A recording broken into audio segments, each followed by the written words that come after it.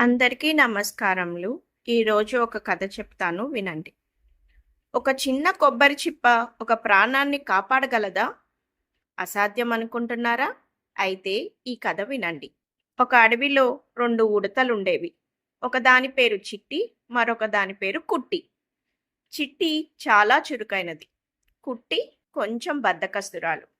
ఒకరోజు అవి అడవిలో వెళ్తుంటే వాటికి దారిలో ఒక పెద్ద కొబ్బరి చిప్ప కనిపించింది. చిట్టి దాన్ని చూడగానే సంబరపడి, అబ్బా, ఎంత బాగుందో!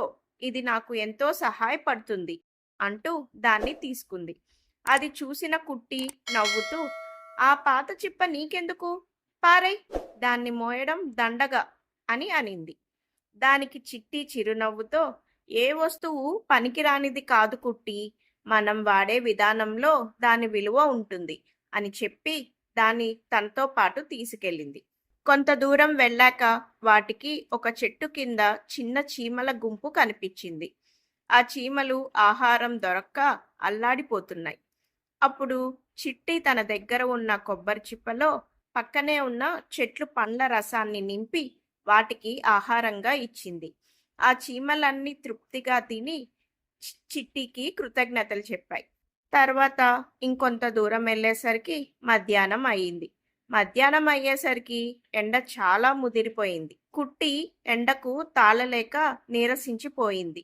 అప్పుడు చిట్టి తన దగ్గర ఉన్న కొబ్బరి చిప్పను నెత్తి మీద బోర్లించుకొని గొడుగులాగా వాడుకుంది.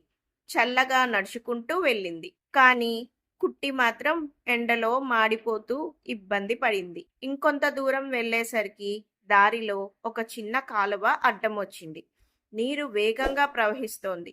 కుట్టి భయంతో వణికిపోతుంటే చిట్టి తెలివిగా ఆ కొబ్బరి చిప్పను నీటిపై వేసి అందులో కూర్చొని తన తోకని వాడుతూ హాయిగా అవతలి ఒడ్డుకు చేరుకుంది. కుట్టి మాత్రం కష్టపడి ఈదుకుంటూ తడిసి ముద్దైపోయి అవతలికి వచ్చింది. అకస్మాత్తుగా ఒక పెద్ద పాము బుసలు కొడుతూ వాటి మీదకు వచ్చింది. కుట్టి భయంతో కళ్ళు మూసుకొని గజగజా వణికిపోయింది. చిట్టి ఏమాత్రం భయపడకుండా పక్కనే ఉన్న రాయిని తీసుకొని తన దగ్గర ఉన్న కొబ్బరి చిప్పపై టక్ టక్ టక్ అని గట్టిగా కొట్టింది. ఆ వింత శబ్దాన్ని పాము అది ఏదో పెద్ద జంతువు అనుకొని భయపడి వెంటనే అక్కడి నుండి పారిపోయింది. అలా చిట్టి తన తెలివితేటలతో అందరూ పనికిరాదనుకున్న కొబ్బరి చిప్పతో తన ప్రాణాలను కాపాడుకుంది. ఇప్పుడు కుట్టికి అర్థమైంది, వస్తువు ఏదైనా దాన్ని ఉపయోగించే తెలివితేటలు మన దగ్గర ఉండాలి అని. పాము భయపడి పారిపోయాక కుట్టి ఊపిరి పీల్చుకుంది. నిజమే చిట్టి, ఈ కొబ్బరి చిప్ప మన ప్రాణాల్ని కాపాడింది అని అనింది. కానీ వాటి ప్రయాణం ఇంకా పూర్తి కాలేదు. అడవి చివరన ఉన్న తమ ఇంటికి వెళ్ళాలంటే ఒక పెద్ద లోయ దాటాలి. అవి లోయ దగ్గరకు చేరుకునేసరికి అక్కడ ఉన్న పాత వెదురు వెంతన విరిగిపోయింది. అది లోయ చాలా లోతుగా ఉంది. కింద నుంచి భయంకరమైన గాలి వీస్తోంది. ఎలా వెళ్ళాలో తెలియక రెండు ఆలోచనలో పడ్డాయి. అప్పుడు చిట్టి తన దగ్గర ఉన్న కొబ్బరి చిప్పను చూసింది.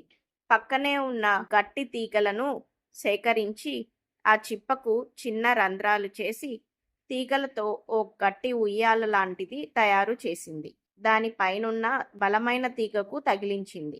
చిట్టి అందులో కూర్చొని అవతలికి సులువుగా ఊగుతూ వెళ్ళిపోయింది. అవి అవతలి ఒడ్డుకు చేరుకునేసరికి చీకటి పడిపోయింది. అడవిలో దారి సరిగ్గా కనిపించడం లేదు. పొదల్లో నుంచి వింత వింత శబ్దాలు వస్తున్నాయి. కుట్టి భయంతో, చిట్టి, ఇప్పుడు మనమేం చేద్దాం? ఏమీ కనిపించడం లేదు అని అనింది. చిట్టి ఏమాత్రం కంగారు పడకుండా ఆ కొబ్బరి చిప్పలో కొన్ని మెరిసే పురుగులను మెల్లగా పట్టుకొని ఉంచింది. అప్పుడు ఆ కొబ్బరి చిప్ప ఒక వింత దీపంలా మారిపోయింది. ఆ వెలుగులో వాళ్ళు దారి చూసుకుంటూ అవి క్షేమంగా ముందుకు సాగాయి. చివరికి అవి తమ ఇంటికి చేరుకున్నాయి. కుట్టి వెళ్తూ వెళ్తూ చిట్టితో ఇలా అంది, చిట్టి, ఇందాక దారిలో నాకు ఒక బంగారు నాణెం దొరికింది. నేను దాన్ని ఎంతో జాగ్రత్తగా దాచుకున్నాను. కానీ ఆకలి వేసినప్పుడు, ఎండ వచ్చినప్పుడు, పాము ఎదురైనప్పుడు ఆ బంగారు నాణెం నాకు పనికి రాలేదు. కానీ నువ్వు పట్టుకున్న ఈ చిన్న కొబ్బరి చిప్ప మాత్రం మనల్ని ప్రతి అడుగులో కాపాడింది.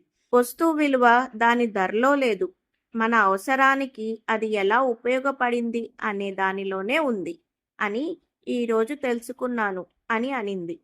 ఆ కొబ్బరి చిప్పను తన ఇంటి ముందు ఒక చిన్న మొక్కను నాటడానికి కుండీలా వాడుకుంది. కొన్నాళ్ళకి అది ఒక పెద్ద కొబ్బరి చెట్టుగా మారి అడవిలో ఉన్న జంతువులన్నిటికీ తీయని నీటిని, ఆహారాన్ని అందించి. వస్తువు చిన్నదా పెద్దదా అనేది ముఖ్యం కాదు, మన దగ్గర ఉన్న తెలివితేటలతో దాన్ని ఎలా వాడుకున్నాం అనేదే ముఖ్యం. అందుకే ఈ లోకంలో ఏదీ పనికిరానిదంటూ ఉండదు. చిట్టి ఉడతలాగే మనం కూడా మన చుట్టూ ఉన్న వస్తువులను, అవకాశాలను సరిగ్గా గుర్తిస్తే ఏ కష్టాన్నైనా సులువుగా దాటవచ్చు. అలాగే సమస్య ఎంత పెద్దదైనా సమయస్ఫూర్తి ఉంటే పరిష్కారం మన చేతిలోనే ఉంటుంది. చూశారు కదా, మనం చేసే చిన్న సహాయం లేదా మనం గౌరవించే చిన్న వస్తువు భవిష్యత్తులో ఒక గొప్ప ఫలితాన్ని ఇస్తుంది.